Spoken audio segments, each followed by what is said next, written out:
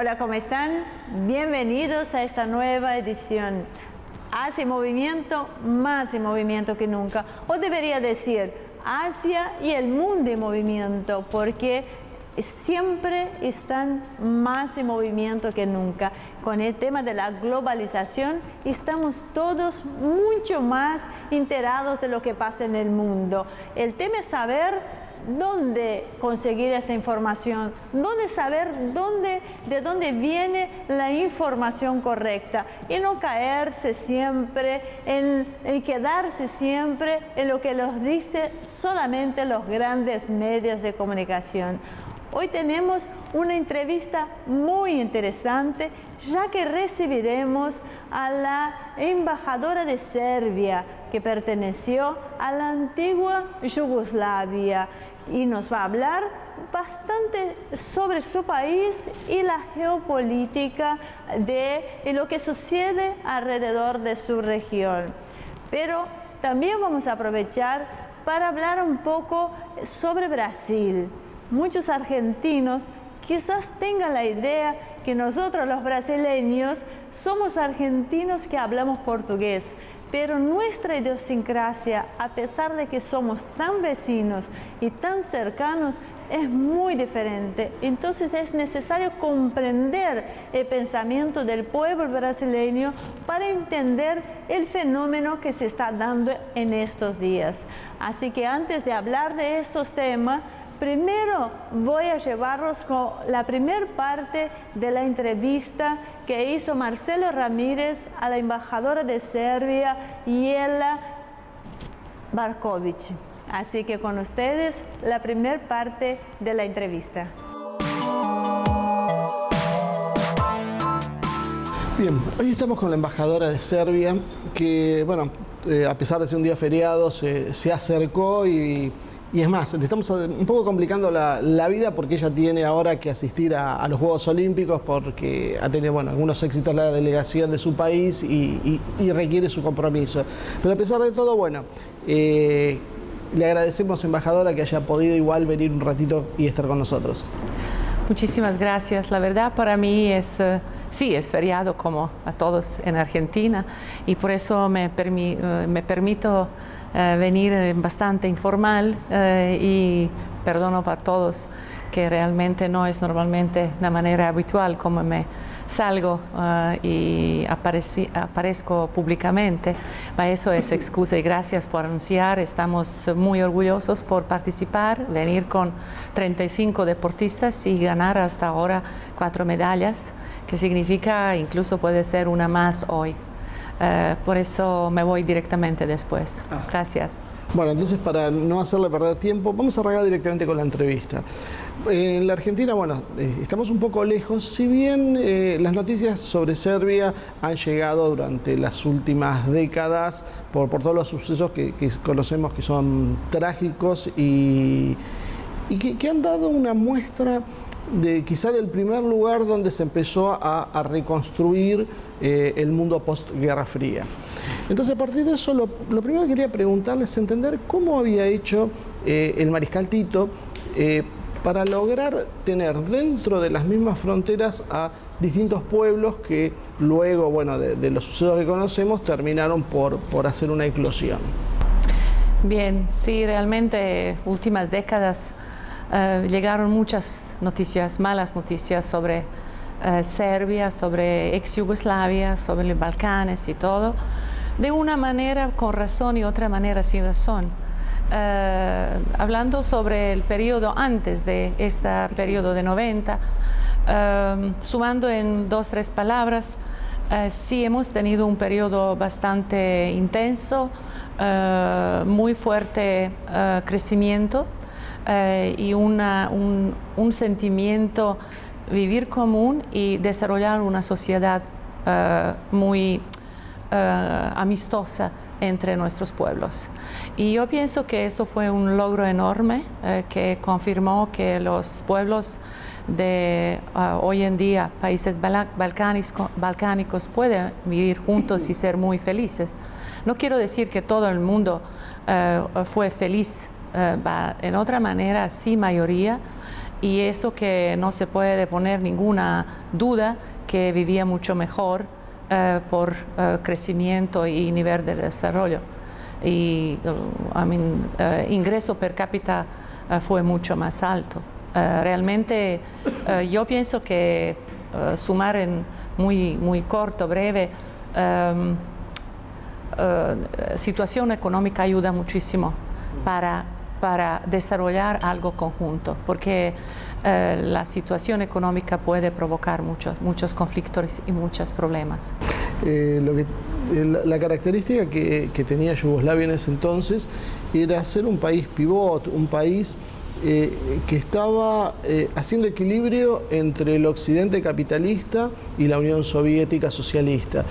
¿Cómo se lograba mantener eso? ¿Cómo se veía desde adentro?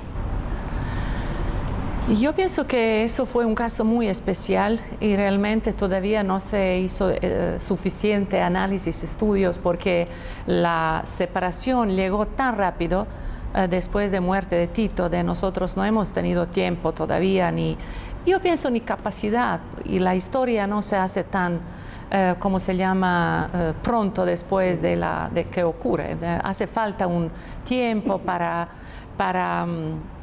pensar y analizar cosas muy bien, profundo, hacer estudios y análisis a primera vista. Yo pienso que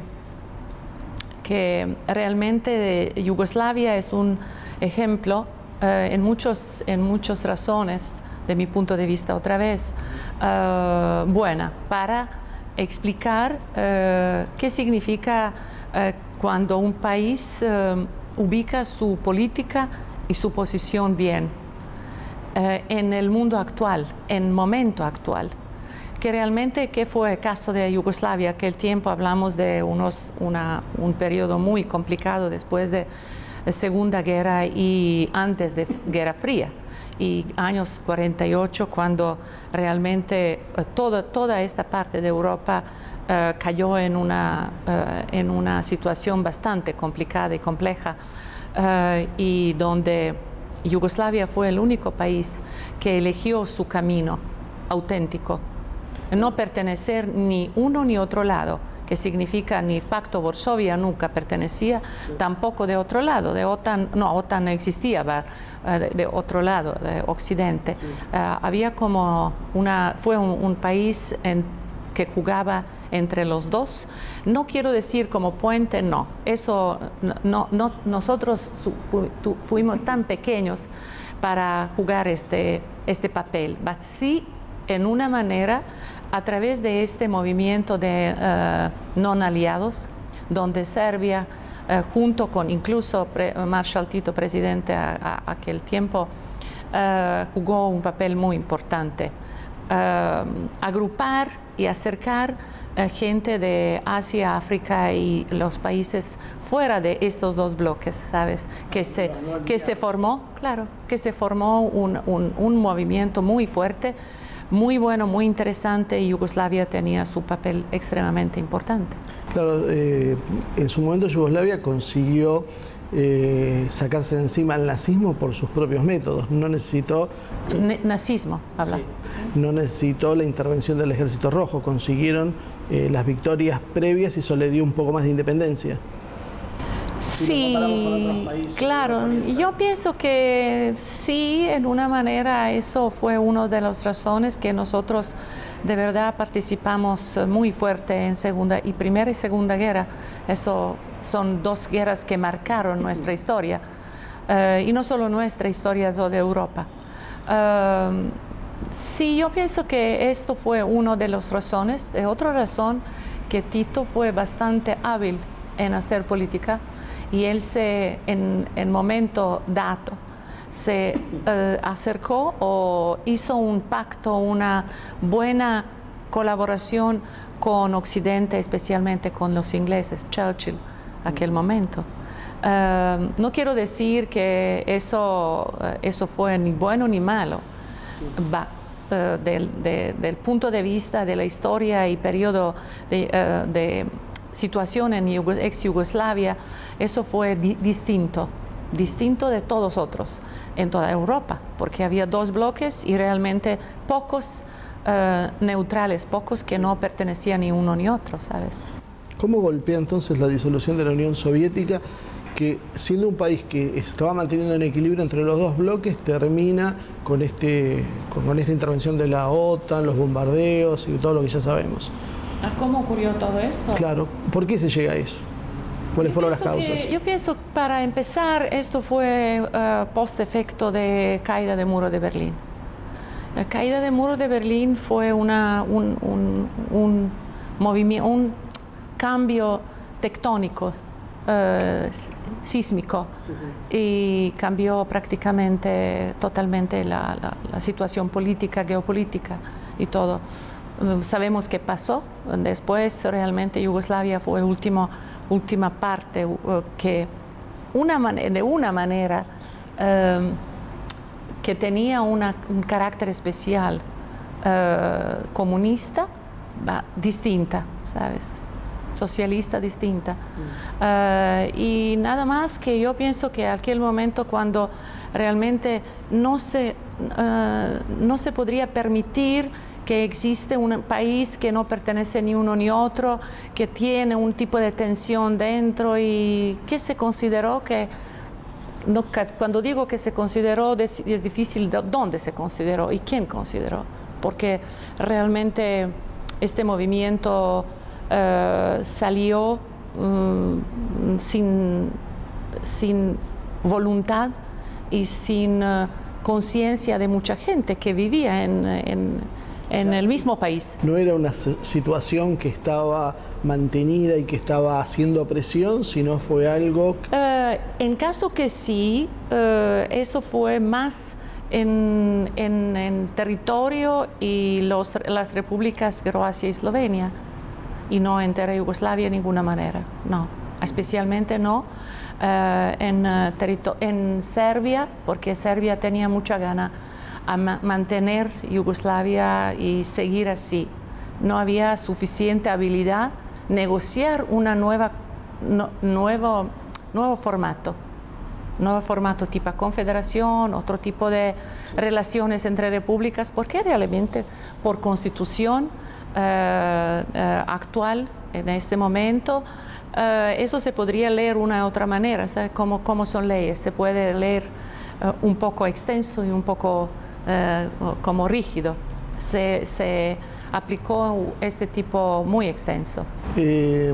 Podemos decir, como dicen algunos autores, que allí en Serbia comienza la Tercera Guerra Mundial, que por ejemplo el Papa Francisco habla que se está dando por partes. Sí, realmente por muchas razones se puede pensar de nueva era, que empezó una nueva era en hacer política, mover las cosas a nivel global, aplicar unas medidas que realmente se aplicaron por primera vez en caso de Yugoslavia, ex Yugoslavia, más que nada bombardeo de Serbia sin permiso del Consejo de Seguridad. Eso fue primera vez en la historia de Naciones Unidas. Hablando sobre unas fórmulas o unas teorías, yo no puedo confirmar esto, va igual. Yo pienso que también esto fue relacionado en una manera con desarrollo tecnológico, manera de comunicarse, ¿sabes? Porque por primera vez se aplicaron estas redes sociales de manera intercambiar noticias muy rápido, muy fácil, muy intenso, que las noticias llegaban antes que confirmar o explicar o cualquier cosa. Una vez cuando se anuncia algo ya pasó, ¿sabes? Eso fue el caso de nosotros. Por eso... Bueno, embajadora, ahora tenemos que hacer un corte y así que ahora seguimos con la segunda parte de la entrevista. Muy bien, realmente muy interesante. Yo creo que nos va a dar mucho que hablar. No siempre escuchamos con tanta claridad, no claridad, sino que sacar estas cuestiones que tienen los diplomáticos, que muchas veces tienen que sopesar cada palabra. Como la embajadora habló con mucha sinceridad de lo que está sucediendo en su país y el tiempo pasó volando, así que los llevo a un pequeñísimo corte y enseguida regresamos.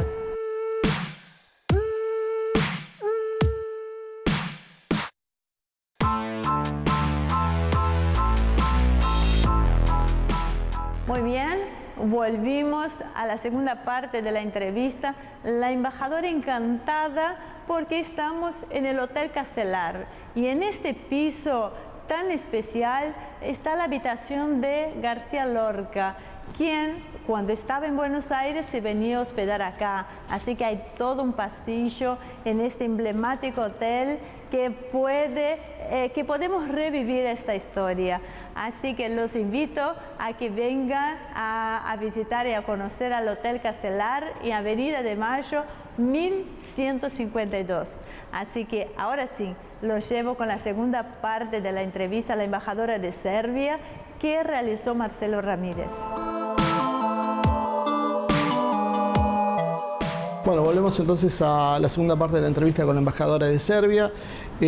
Habíamos quedado un poquito en lo que había sufrido su país durante este periodo tan cruel de bombardeos, pero también sufrió sanciones. ¿Cómo repercutió todo esto económicamente? ¿Cuál fue el papel que jugó después también el separatismo? Y después de esto vamos a ver el tema puntual de Croacia y Kosovo. Bien, realmente esta entrevista podría tardar todo un día para contar esto. Intento sumar en breve. Las sanciones de Naciones Unidas que se aplicaron al principio de 90 lo hicieron bastante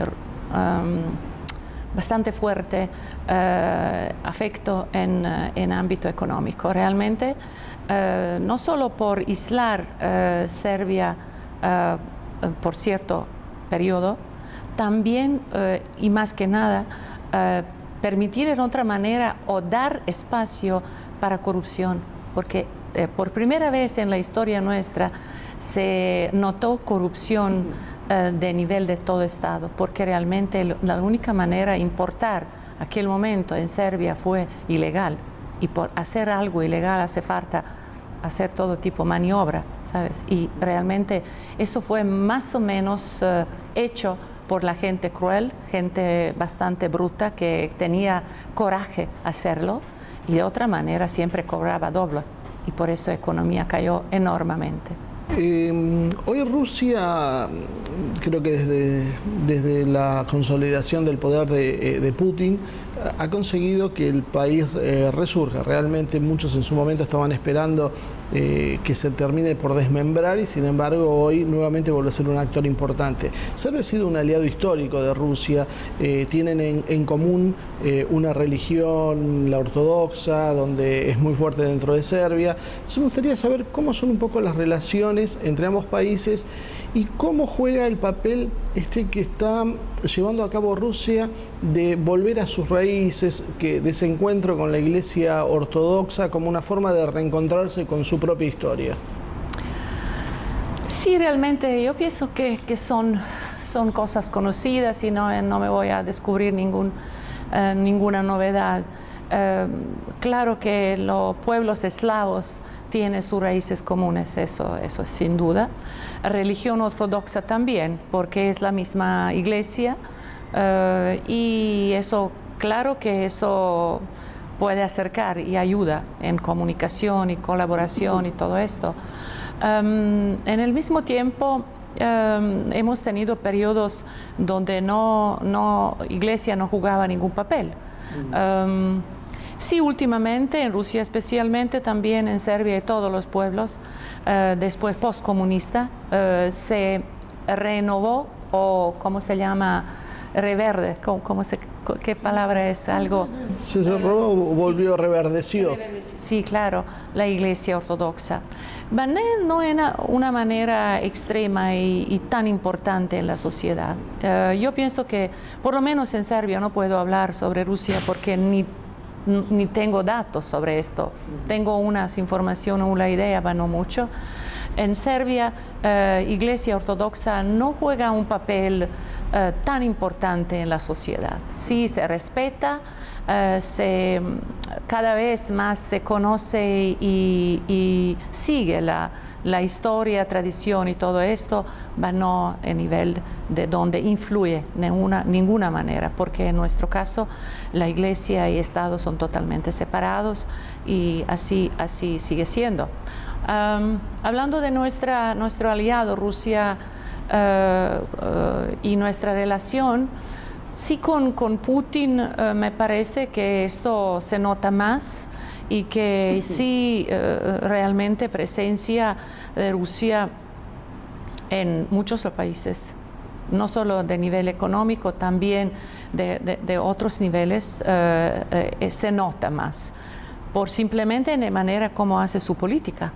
Y él hace política muy concreta, muy fuerte, muy clara en mucha manera.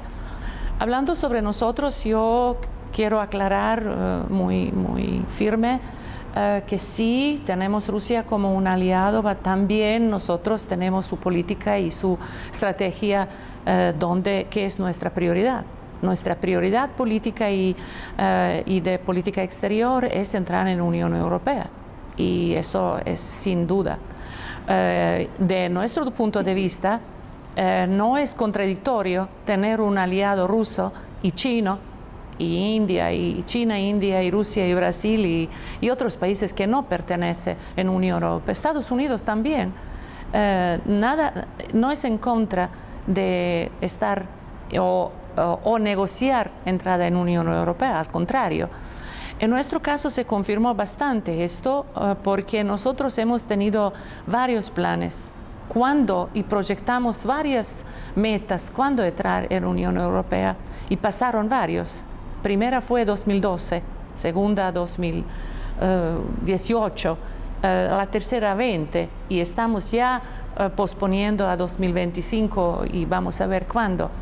Esto significa, yo hablo ahora de todo después de cambio democrático en Serbia de 2000, cuando se aplicó por primera vez nuevo como régimen democrático. ¿Ya? Y eso, digo, cuando hablamos de adhesión de Unión Europea es un proceso largo. Entramos en momentos críticos, no solo por nuestro lado, también por el lado de Unión Europea, que ampliación fue bastante como cuestionada y preparación de Unión Europea a recibir nuevos miembros y todos estos asuntos. Mientras este proceso se desarrolla, donde estamos en este momento negociando más que 20 capítulos entre 35, significa que necesitamos vivir cada día y la vida sigue, sin ningún conflicto con este proceso que desarrollamos muy fuerte en entero país. Toda administración es parte de este proceso. Ahora, ¿cómo observan el tema del Brexit? La Europa en dos velocidades, la necesidad de encontrar una solución al tema de un euro que a algunos países de la Unión Europea sí les sirve y otras no, porque si Serbia entra dentro de la Unión Europea, tal vez no entraría en la misma posición que tiene Alemania. O sea, indudablemente no es tan competitiva la economía serbia como la alemana. ¿Cómo lograrían evitar ese problema sin caer en los problemas, por ejemplo, que tiene Grecia? Realmente sí, esos son todos los asuntos y preguntas que deberíamos analizar bien, y no solo nosotros, también Bruselas, en Unión Europea, países capitales de miembros de Unión Europea, incluso con Londres, que ayer justo última fin de semana hemos seguido intensas negociaciones entre Bruselas y Londres, y se lograron bastante cosas, pero todavía no está claro y cerrado todo. Vamos a ver cómo sale. Lo más importante, que se da mucha importancia a las negociaciones, buscar una manera negociada, una manera conjunta, común. No todo el mundo es feliz, pero en otra manera sí, todo el mundo tiene mucha voluntad, buscar solución. Eso es lo más importante. Cuando no se pone todo esfuerzo, energía a buscar soluciones, eso va a mal dirección. En este caso, Serbia sigue este proceso con mucho interés. Claro que se habla de muchas cosas como Europa de dos velocidades o cosas parecidas. Eso son cosas todavía en teoría, porque realmente en este momento tenemos otro tipo de reglas donde no hay dos velocidades, que todo el mundo tiene el mismo nivel. Todos los miembros son iguales y las decisiones se toman en consenso. Por eso todavía tenemos una situación donde toda Europa actúa unida. Puede ser después de todo que pasa después de Brexit, de salida de Inglaterra, de Londres. Podemos tener nuevas situaciones, va igual.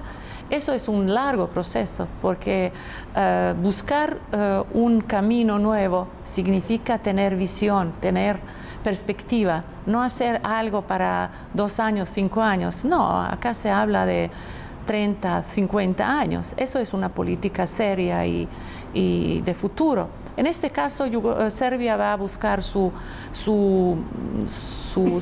como rincón o sitio lo más adecuado. Y yo pienso que tenemos mucha experiencia en todo esto, por eso, y que lo más importante, que hay mucha voluntad y apoyo enorme de los ciudadanos serbios para entrar en la Unión Europea, porque realmente somos europeos, pertenecemos de nivel cultural, social y todo en Europa, y nuestro más fuerte aliado económico son países europeos. Exportamos, importamos, comercio es el más 40% de todo entero, que significa, y hablando sobre apoyo, inversiones y todo, es mucho, supera de todos. ¿Y cómo ven entonces las nuevas iniciativas de China con los BOR, la Organización de Cooperación de Shanghái, que también empieza a nuclear una fuerza que no diría rival, pero una fuerza alternativa, sobre todo cuando usted habla de un mundo multilateral? O sea, ¿qué expectativas le crea a Serbia esa situación? Yo pienso que el mundo, espero por lo menos, y creo que en otra manera es como un escenario catastrófico, otra manera no quiero ni pensar, que los políticos y la gente que hace estrategia política, no necesariamente políticos activos, alguien que piensa de esto, es suficiente listo para proyectar algo bueno, algo serio, algo donde la gente puede como acercarse y luchar día a día a algo más bueno, mejor, porque sabemos que son problemas globales. Calentamiento, todas estas cosas son comunes. Eso no hay fronteras entre. No se puede poner frontera y decir hasta esta línea está algo ecológico y otro no, y todo esto, ¿sabes? Por eso necesitamos mucho más multilateralismo que nunca, me parece. Y sí, Serbia, como hemos dicho, defiende mucho multilateralismo, no solo por una razón que en este momento prácticamente confiamos muchísimo en Naciones Unidas y también en Unión Europea como un grupo multilateral que nos ayuda muchísimo para resolver un problema grave interno que tenemos. Nosotros consideramos como caso interno, porque Kosovo y Metohija es por nuestra constitución parte de Serbia, controlada por Naciones Unidas, y ya eso es cómo se trata Kosovo, claro. Y bien, en estos dos ámbitos nosotros intentamos buscar solución para estos problemas. Por eso establecemos este diálogo que se mantiene con apoyo y ayuda de Unión Europea. ¿Eso no sería un obstáculo para acercarse a la Unión Europea?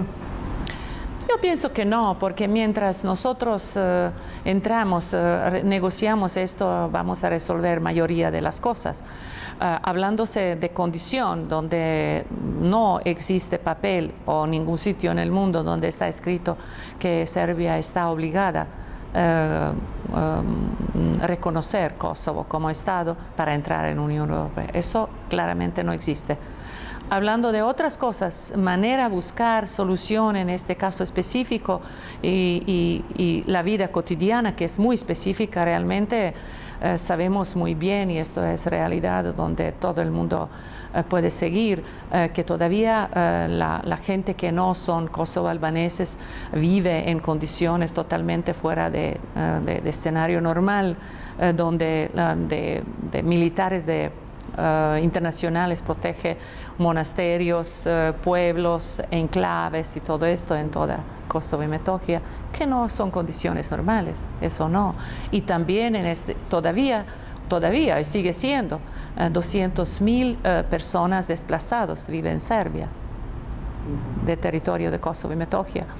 Eso no podemos dejar así, necesitamos buscar una solución para esta gente, para resolver estos problemas. Por esto sirve diálogo. En este plan de negociación con Unión Europea existe un capítulo que se llama capítulo 35, muy específico, ningún otro país tenía este capítulo.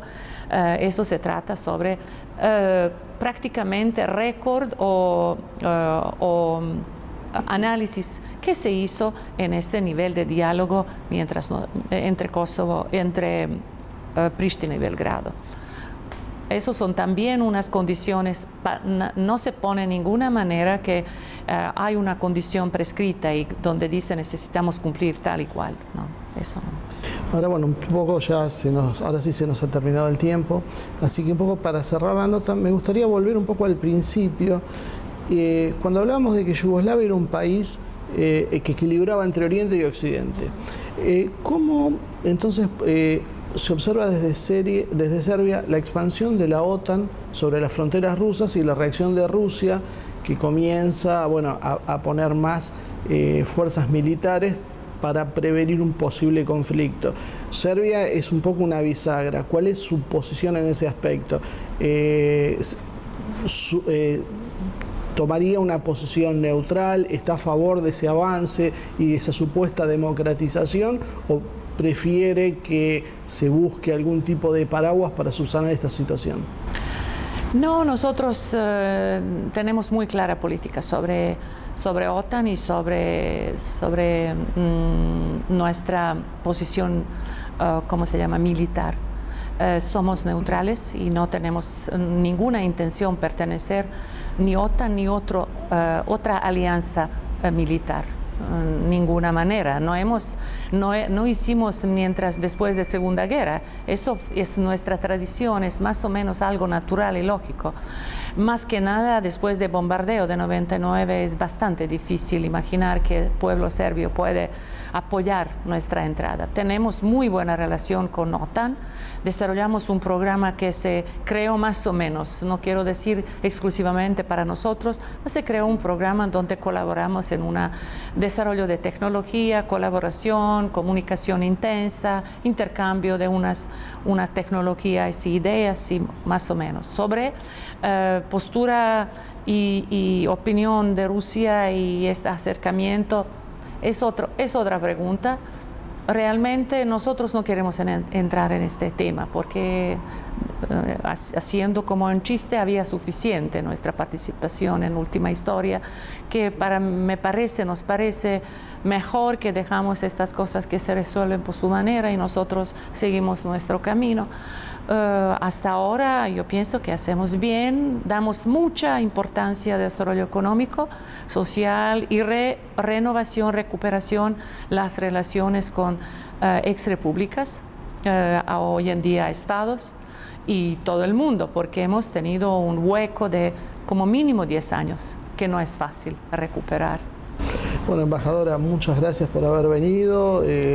Fue realmente muy interesante porque aparte creo que fue una entrevista jugosa, con contenido. Muchas veces con los diplomáticos cuesta, precisamente por su posición de diplomáticos, que está muy acotado en lo que puedo decir, pero creo que para los argentinos, que a veces no podemos seguir el día a día de lo que está pasando con Serbia, creo que es un caudal de información muy interesante que nos va a servir en el futuro. Muchísimas gracias. Sí, yo no hice esto como diplomática. Puede ser que yo pienso que debería decir que eso es mi opinión, que tengo libertad de expresarme. Espero que no hice ningún error en este nivel. En cualquier caso, quiero confirmar que nuestras relaciones con Argentina son excelentes y tenemos mucho interés de desarrollar más. Y por eso me siento muy bien y nada, gracias. Cuando quieras. Bueno, entonces vamos a concretar una nueva entrevista. Muchas gracias entonces. Gracias. Bueno, entonces volvemos ahora con Ivonne para continuar con el programa. Muy bien, cerramos este bloque con esta interesante entrevista y con la promesa de la embajadora de volver en otro momento para seguir conociendo a su país, y habló algo muy interesante que es el tema de las mujeres.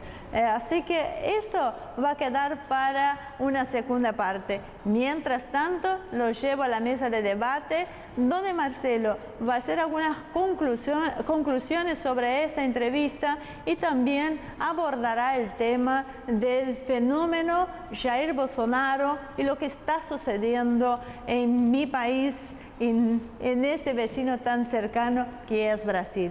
Así que no se vaya, hacemos un pequeño corte y seguida regresamos.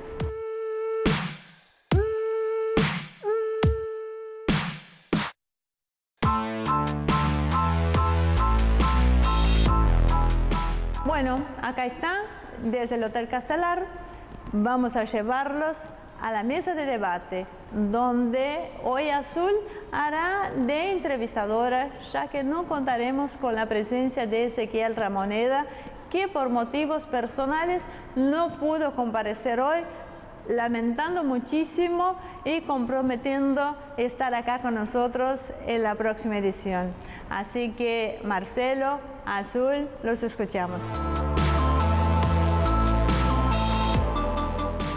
Hola, ¿cómo están? Estamos recién llegados de la entrevista que hizo Marcelo a la embajadora de Serbia.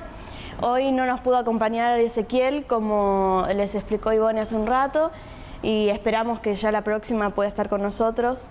Y bueno, ya pasamos directamente al tema de hoy. Ya lo veíamos a Ezequiel. Sabía que era un tema espinoso que íbamos a tocar hoy, no sé si... Claro, no es el sudeste asiático, entonces ya, viste, arruga. Sí, no quiere comprometerse, pero bueno, sí. Sobre la entrevista. Sobre la entrevista. ¿Qué temas destacás? ¿Cuáles son las cosas de las que te gustaría volver a hablar?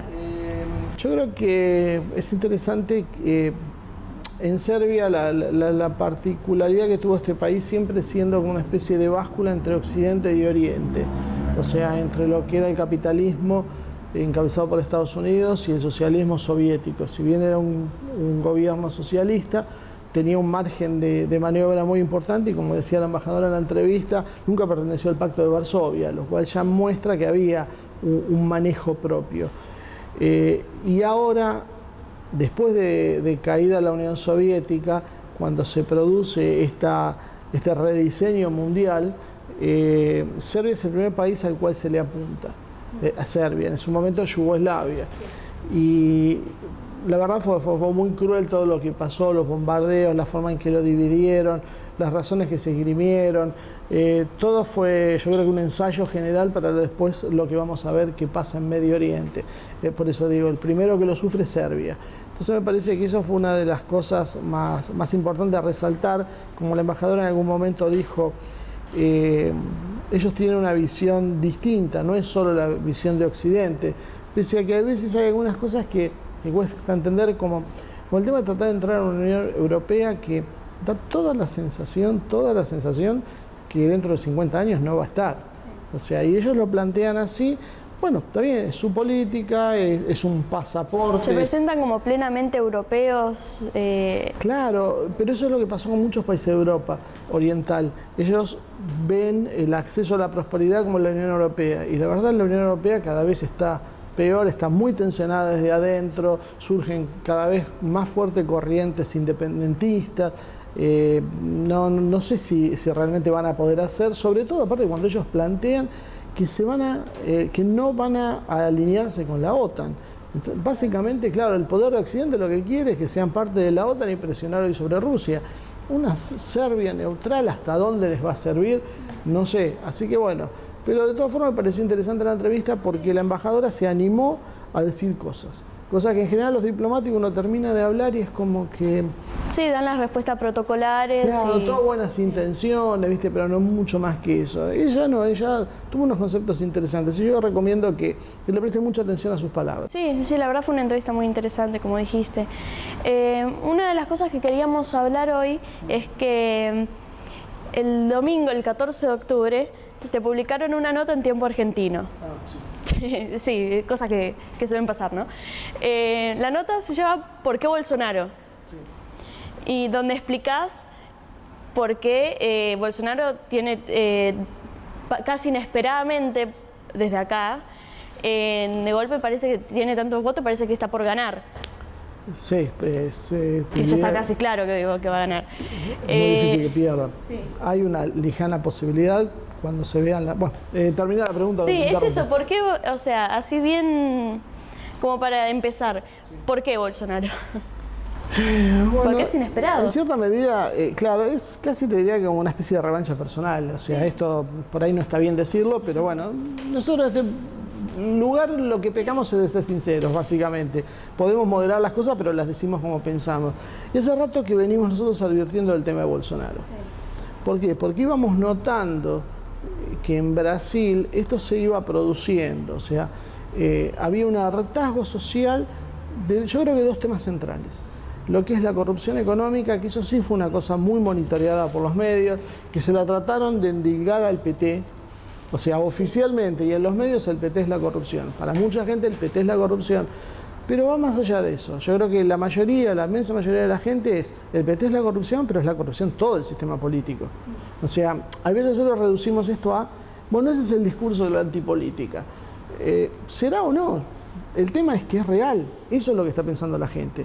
Sí. Y después hay otra pata de esta historia, que es la que sí nosotros marcamos como diferencia, que empezamos a advertir de nuestras producciones, que era un cansancio moral, un hartazgo sobre determinadas políticas, y básicamente son todo lo que viene en este paquete ideológico, son las ideologías queer o de género, que se han instalado en una burbuja, han generado una especie de microclima político, académico, mediático, intelectual, cultural, pero que en el pueblo real, la gente de clase media, la gente trabajadora, la gente más simple, no va. O sea, no es así. Yo desde este momento, porque después de esto a uno le dicen que está a favor de Bolsonaro o que es un fascista. Sí. Ni una cosa ni la otra. Estamos haciendo una descripción de una realidad. No podemos seguir mintiéndonos a nosotros y decir estos son cosas populares, el pueblo. Es que es eso, se lo subestimó. Era como, no, Bolsonaro es un machista, es un homofóbico, ¿quién lo va a votar? Es un animal. El tema de las armas también. Bueno, vamos una por una. Sí. El tema de las armas. La gente está cansada de la inseguridad. Entonces, promete una solución mágica. Seguramente lo que va a terminar pasando es que va a complicar más la situación. Porque acá también se intentó el tema de la mano dura. El que inició esto fue Rudolph Giuliani en Nueva York, con el tema de la mano dura.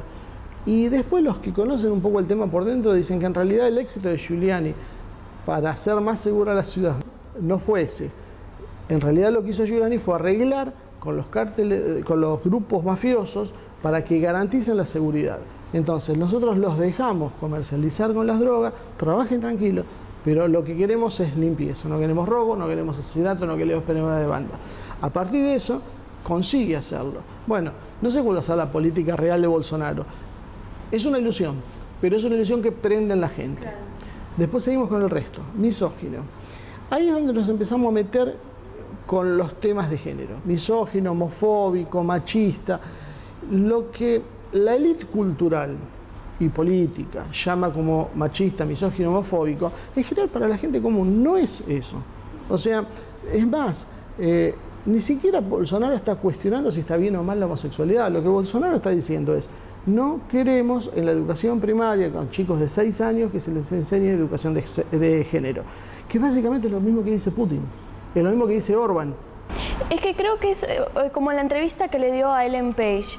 Que bueno, en la entrevista decía precisamente eso. Ella es lesbiana y le pregunta, porque él había dicho que a los nenes chiquitos había que pegarles para sacarle lo gay.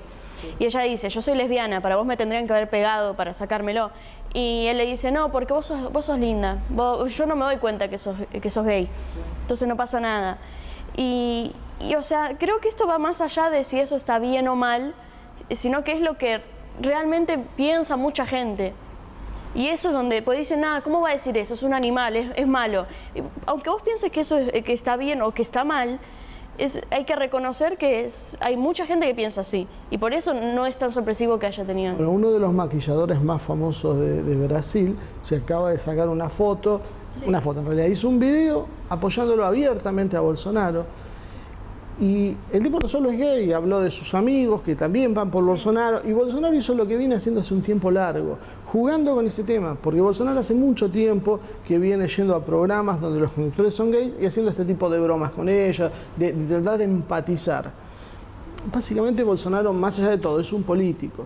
Lo que Bolsonaro detecta es una actitud en la población de cansancio con una política que nunca ha sido discutida socialmente en serio, que ha sido impuesta desde arriba, que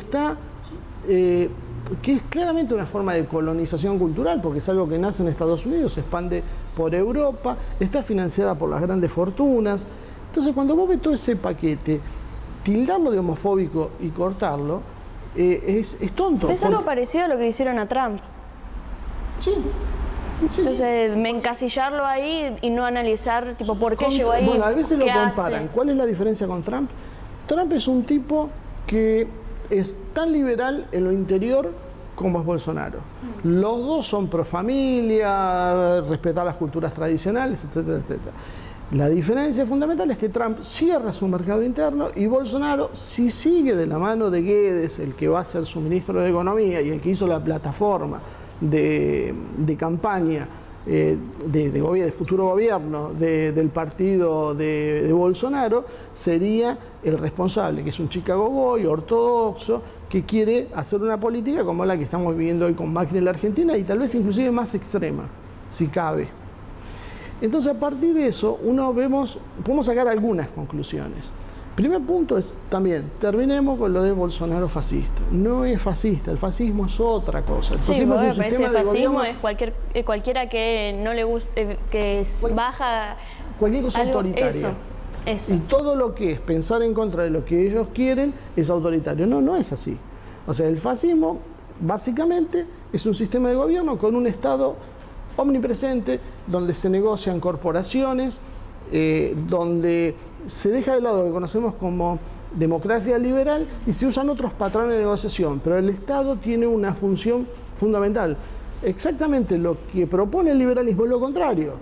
Entonces, si hay algo que no es fascista, que después es autoritario es otro tema, pero ¿cuántos gobiernos liberales han sido autoritarios y han hecho masacres? O sea, una cosa no quita la otra. Sí. Nazi, bueno, menos todavía por un tema racial, y hay muchos negros y pardos, como le dicen a los mulatos en Brasil, que están a favor de Bolsonaro, porque el tema excede, estamos trabajando sobre una superficie, sobre una burbuja intelectual, como te decía antes, donde las militancias de los partidos políticos toman como base cosas que no son las que la gente quiere. Entonces después viene la sorpresa, después te aparece un tipo como Bolsonaro que capta todo ese descontento y lo mete en un plan liberal.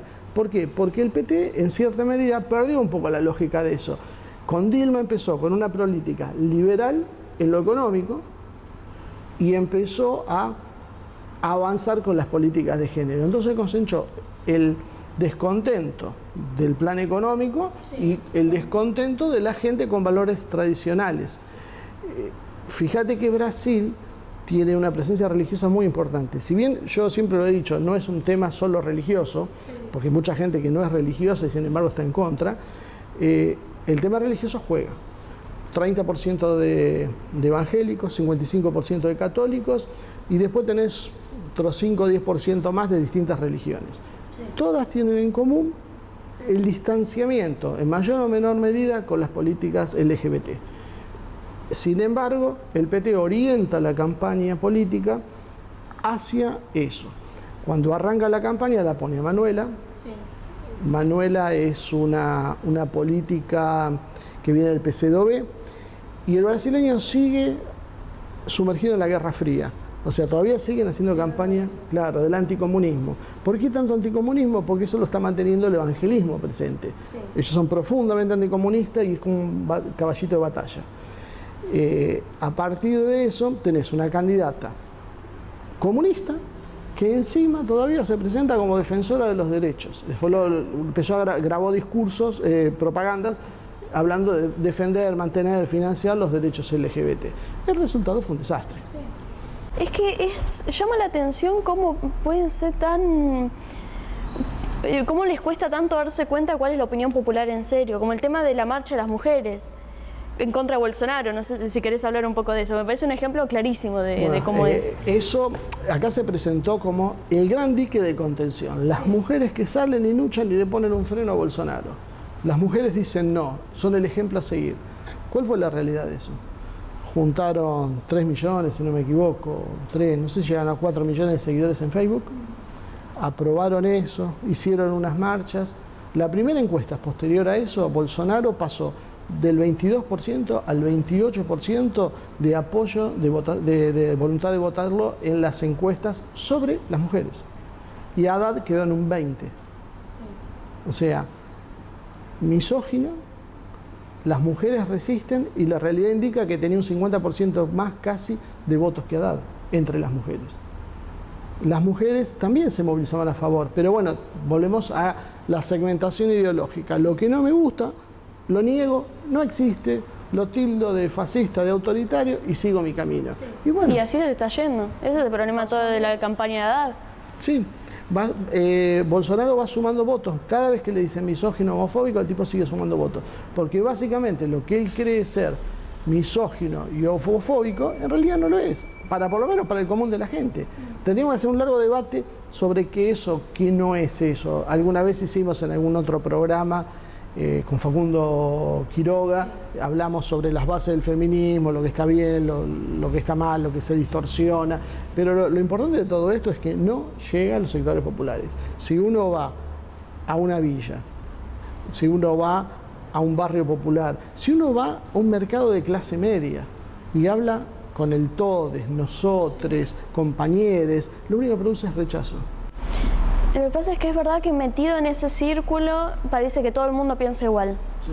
Te metes en esa burbuja y vos ves hasta en las marchas más grandes, en la de Trelew que está pasando ahora, que cuántas mujeres, calculaban. Dicen 50.000. El problema de todo esto es que no hay un balance real. Claro. O sea, se tira un número... Pero ponele que son 50.000 en serio. Estamos hablando de 50.000 sobre más de 20 millones de mujeres en Argentina. Entonces, vos decís 50.000 y decís, son un montón, es verdad. Y que de las 50.000 te puedo asegurar que 40.000 están en contra de lo que está pasando. Las mismas mujeres que están ahí. Lo que pasa, hubo un grupo de mujeres mapuches que sacó un comunicado sobre ese tema.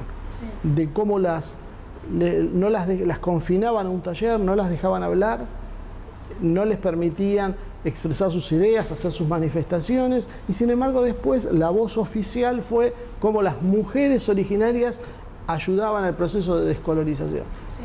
Eso no es así. Ese proceso puede servir internamente para que vos ganes espacios en la puja política, pero cuando vas a una elección abierta, donde vota el común de la gente, te encontrás con otra realidad. Más ponés el acento en eso, más abrís el espacio a otros. Sí, y sobre todo si hablamos de Brasil, donde encima el porcentaje de creyentes es más alto y son más intensos. Sí. O sea, no, porque acá hay mucho creyente que, bueno, sí, o sea, cree, pero va a misa nada más porque tiene un bautismo del sobrino. Claro. O sea, no está esa cosa de ir todos los domingos. Claro, no, allá son más creyentes. Por lo menos en Buenos Aires, no sé. Y son más, y dos cosas más, son más culturalmente conservadores, independientemente de la confesión religiosa, o por ahí no es un tipo practicante, ni siquiera pero sin embargo mantiene. Y es que choca porque también en Brasil el tema de los derechos LGBT, o sea, el desfile del orgullo en Brasil es uno de los más grandes del mundo. De América Latina creo que es el más grande. Entonces, a veces como que choca cuando la gente medio que espera eso, espera, viste, el desfile, la playa, la cerveza, el todo relajado. Vos conocés Brasil, sabes que eso no es Brasil y que el interior de Brasil es proporcionalmente mucho mayor que el interior de la Argentina con respecto a Buenos Aires. Esa situación hace que estos discursos no entren, pero no es solo que no se sienten representados, producen rechazo. Entonces, ¿qué pasa? Ahí están apareciendo algunos artículos en la prensa brasileña sobre este tema. Hay un filósofo, que no recuerdo ahora el nombre, que sacó un artículo en estos días donde explicaba que existía una condición previa de rechazo a estas políticas, un pensamiento conservador que lo único que buscaba era un líder. La base, el caldo de cultivo estaba. Apareció Bolsonaro, comprendió la situación, la trajo. La pregunta, ¿puede pasar lo mismo que en la Argentina? Sí. ¿Por qué no? El problema es, no tenemos un Bolsonaro, tal vez no con las características de Bolsonaro. Pero están surgiendo, sí, personas que representan a todos los que están en contra de estos movimientos así más del feminismo, movimientos LGBT. Míralo a Laje. Sí, bueno, Laje hace exactamente lo mismo que hace Bolsonaro en Brasil. Sí. Aprovecha todo eso y después te lo lleva a un rincón liberal, ultraliberal de la economía. Ahora, una cosa más sobre Bolsonaro. Por ahí hay un interrogante. Bolsonaro es un tipo que viene desde el sector militar donde él era nacionalista en lo económico. Él hace una concesión y se hace liberal porque busca el apoyo de los mercados para llegar a ser presidente. Lo mismo que hizo con el tema gay. O sea, Bolsonaro es un tipo muy ubicuo. Hace lo que necesita hacer para llegar. Claro. Pero detrás de Bolsonaro hay una pelea de dos sectores importantes. Sí, eso te iba a preguntar. Precisamente cómo es el tema, porque no es algo unificado que está atrás, no es todo un paquete. Tenés, como te hablamos, el sector cuya cabeza visible es Guedes, que es el que quiere privatizar todo lo privatizable, incluyendo Petrobras, incluyendo las riquezas petroleras, hidrocarburos que tiene Brasil. Y por otro lado, tenés un sector que viene de lo que llaman ellos consejos militares, donde se pronuncian exactamente en contra y te dicen Petrobras es algo estratégico y no se puede privatizar. Y esto se extiende a varias empresas importantes. Y no nos olvidemos que hay muchos autores que consideran que el problema con Odebrecht, en realidad, más allá de golpearlo a Lula, tenía otras raíces. O sea, el problema con Odebrecht era borrar la competencia brasileña en los mercados internacionales de las multinacionales. Como Brasil empezaba a llegar a África, a llegar a Estados Unidos y se expandía por América Latina con sus empresas, le pegaron a Odebrecht, le pegaron a todas las empresas. Nosotros entrevistamos a John Caires en otro programa, que es el secretario general de la CUT de São Paulo, y él decía que básicamente destrozaron los capitales brasileños. Solo las empresas multinacionales fueron exceptuadas de este ataque que hizo la justicia, y obviamente se empiezan a comprar por nada, que tiene aparte un paralelo con lo que empezamos a ver acá con el tema de los cuadernos, ¿no? Pero es otro tema ese. Ya estamos en tiempo, me están haciendo el circulito atrás de cámara, sí. Así que bueno, muchas gracias por sentarte acá conmigo hoy, después de la entrevista, y bueno, esperamos que Ezequiel esté para la semana que viene, y bueno, volvemos con Ivone para que haga el cierre del programa. Muy bien.